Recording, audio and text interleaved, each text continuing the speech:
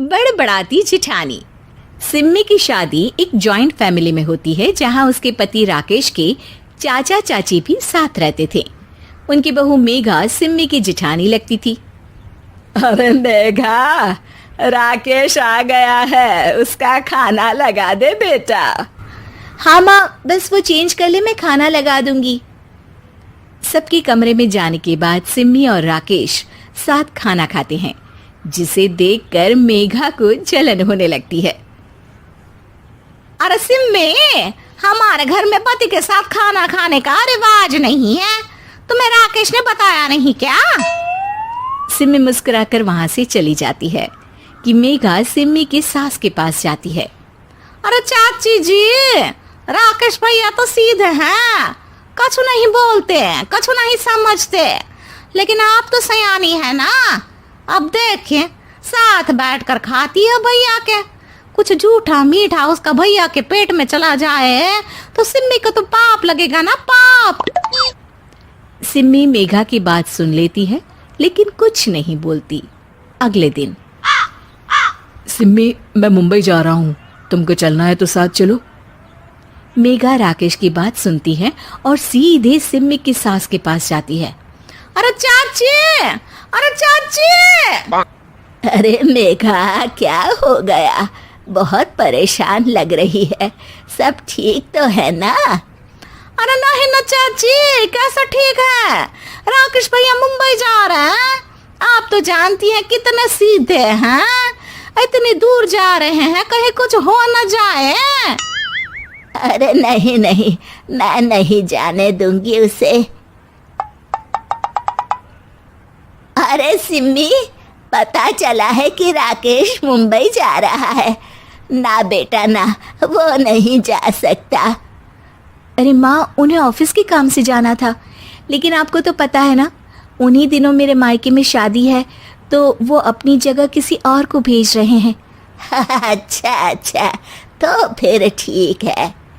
सिम्मी समझ जाती है कि मेघा ने सास के कान भरे हैं। वो सास से कहती है, माँ जी, लेकिन हम दोनों कुछ दिनों के लिए मसूरी जा रहे हैं। आप तो जानती हैं कि शादी के बाद हम कहीं नहीं गए।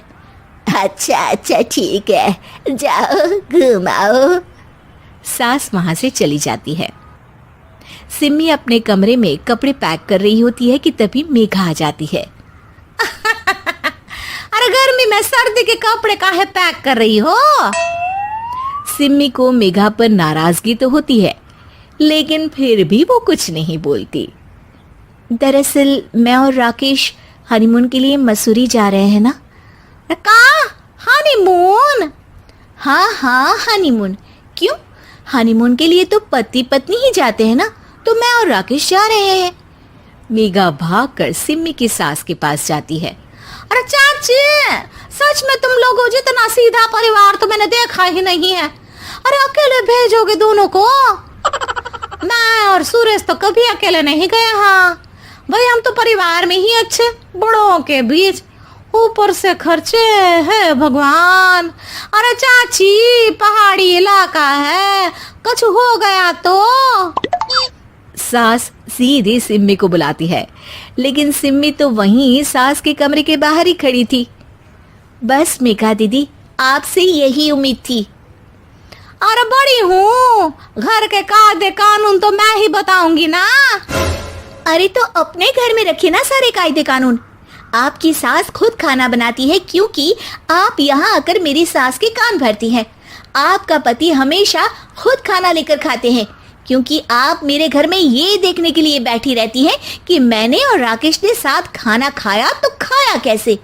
मेघा दीदी, आप अपने घर और घर वालों का ख्याल रखिए, मेरे घर में ज्यादा घुसने की जरूरत नहीं है। और हाँ, मैं अपने सास और पति को संभाल लूंगी। मेघा चिल्लाती हुई वहां से चली जाती है, जिसकी आवाज सुनकर राकेश वहां आ जाता है। सिम्मी, मैंने तो तुम्हें पहले ही अपने घर का माहौल बता दिया था। हाँ राकेश, तुम्हारे घर का माहौल बहुत अच्छा है, लेकिन बाहर से कुछ लोग आकर इसे खराब करना चाहते हैं, जो मैं नहीं होने दूंगी। सास सिम्मी की बात सुनकर कमरे में चली जाती है।